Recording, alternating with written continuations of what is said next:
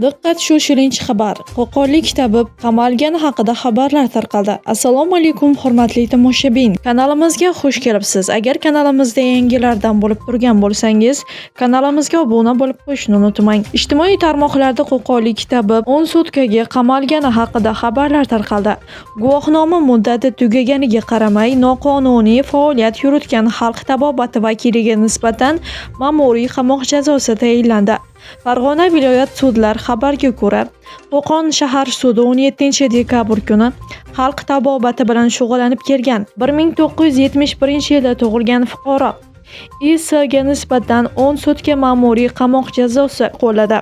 U O'zbekiston xalq tabobati assotsiatsiyasi tomonidan berilgan guvohnomaning amal qilish muddati tugaganiga qaramay faoliyat olib borgani aniqlangan. Sud I.S.ni ma'muriy javobgarlik to'g'risidagi kodeksning 59-5-moddasi 3-qismi xalq tabobati to'g'risidagi qonunchilikni buzishda aybli deb topdi. Qayd etilishicha, sud qarori ustidan belgilangan tartibda apellyatsiya yoki kassatsiya shikoyati berishi mumkin deyilgan xabarda. Hurmatli tomoshabinlar, video haqida o'z fikrlaringizni kommentariyaga yozib qoldirishni unutmang.